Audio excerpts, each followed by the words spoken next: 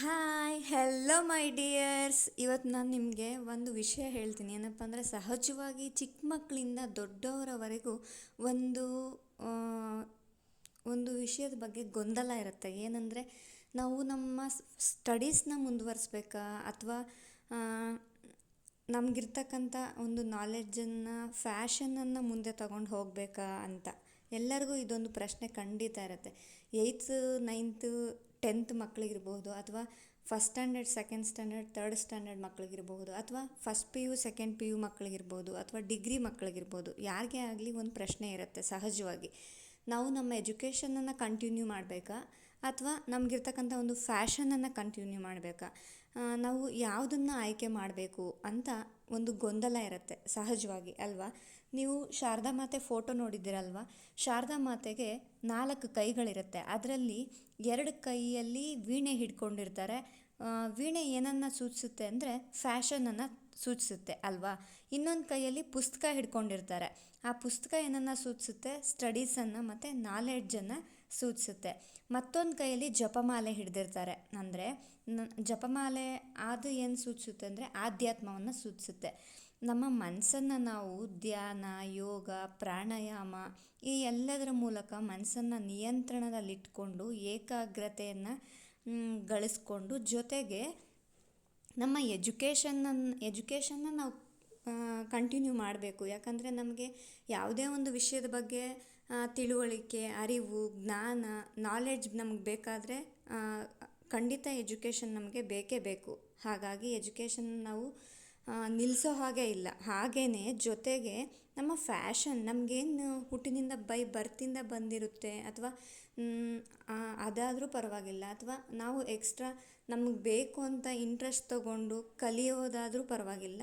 ಆ ಒಂದು ಫ್ಯಾಷನ್ ಏನಿರುತ್ತೆ, ಸ್ಕಿಲ್ ಏನಿರುತ್ತೆ, ಖಂಡಿತ ಅದನ್ನು ಕೂಡ ನಾವು ಕಂಟಿನ್ಯೂ ಮಾಡಲೇಬೇಕಾಗತ್ತೆ. ಯಾಕಂದರೆ ಸ್ಕಿಲ್ ಅನ್ನೋದೇನಿರುತ್ತೆ ನಮ್ಮನ್ನು ಫೈನಾನ್ಷಿಯಲಿ ಇಂಡಿಪೆಂಡೆಂಟ್ ಮಾಡೋಕ್ಕೆ ತುಂಬಾ ಹೆಲ್ಪ್ ಮಾಡುತ್ತೆ. ಮತ್ತು ಇನ್ನೊಂದೇನಪ್ಪ ಅಂದರೆ, ನಮ್ಮ ಒಂದು ಹೆಸರು, ಕೀರ್ತಿ, ಹಣದ ಗಳಿಕೆ ಈ ಎಲ್ಲದಕ್ಕೂ ತುಂಬಾ ಹೆಲ್ಪ್ ಮಾಡುತ್ತೆ ನಮಗಿರ್ತಕ್ಕಂಥ ಸ್ಕಿಲ್ಸ್. ಅದು ಯಾವುದೇ ಆಗಿರಬಹುದು. ಒಂದು ಒಳ್ಳೆಯ ವೇದಿಕೆಯನ್ನು ಸೃಷ್ಟಿ ಮಾಡುತ್ತೆ, ಸಾಕಷ್ಟು ಅವಕಾಶಗಳನ್ನು ಸೃಷ್ಟಿ ಮಾಡುತ್ತೆ. ಹೆಸರು, ಕೀರ್ತಿ, ಗಳಿಕೆ, ಹಣದ ಗಳಿಕೆಯನ್ನು ಕೈಗೂಡಿಸುತ್ತೆ. ಜೊತೆಗೆ ಎತ್ತರವಾದ ಮಟ್ಟಕ್ಕೆ ನಮ್ಮನ್ನು ಬೆಳೆಸುತ್ತೆ. ಫ್ಯಾಷನ್ ಕೂಡ ತುಂಬ ಇಂಪಾರ್ಟೆಂಟ್, ಹಾಗೆಯೇ ಎಜುಕೇಷನ್ ಕೂಡ ಇಂಪಾರ್ಟೆಂಟ್. ಇಲ್ಲಿ ಯಾವುದು ಇಂಪಾರ್ಟೆಂಟ್ ಅಂತ ಅಲ್ಲವೇ ಅಲ್ಲ, ಎರಡೂ ವಿಷಯನೂ ಇಂಪಾರ್ಟೆಂಟು. ಯಾಕಂದರೆ ಸಾಕಷ್ಟು ಜನ ಈಗ ಎಲ್ಲರೂ ಆಲ್ಮೋಸ್ಟ್ ಒಟ್ಟೊಟ್ಟಿಗೆ ತೊಗೊಂಡೋಗೋಕೆ ಇಷ್ಟಪಡ್ತಾರೆ. ಅಂದರೆ ಎಜುಕೇಷನ್ನು ಕಂಟಿನ್ಯೂ ಮಾಡಿಕೊಂಡು ತಮಗಿರ್ತಕ್ಕಂಥ ಫ್ಯಾಷನ್ ಬಗ್ಗೆನೂ ಫೋಕಸ್ ಮಾಡ್ತಾ ಹೋಗ್ತಾರೆ. ಯಾಕಂದರೆ ಈಗಿನ ಕಾಲದಲ್ಲಿ ಮಲ್ಟಿಪಲ್ ಸ್ಕಿಲ್ಸು ಲೈಫಲ್ಲಿ ತುಂಬಾ ಇಂಪಾರ್ಟೆಂಟ್.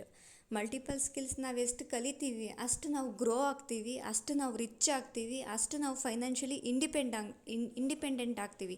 ಹಾಗಾಗಿ ನಮಗೆ ಸ್ಕಿಲ್ಸ್ ಕೂಡ ತುಂಬಾ ಇಂಪಾರ್ಟೆಂಟ್. ಅದು ಯಾವುದೇ ಸ್ಕಿಲ್ ಆಗಿರ್ಬೋದು, ಒಂದು ಹಾಡು ಹಾಡೋದಿರಬಹುದು, ಅಥವಾ ಒಂದು ಡ್ಯಾನ್ಸ್ ಮಾಡೋದಿರಬಹುದು, ಅಥವಾ ಒಂದು ಫುಟ್ಬಾಲ್ ಆಗಿರ್ಬೋದು, ಕ್ರಿಕೆಟ್ ಆಗಿರಬಹುದು, ಅಥವಾ ಯಾವುದಾದ್ರೂ ಆಗಿರ್ಬೋದು, ಒಂದು ಭರತನಾಟ್ಯ ಇರಬಹುದು.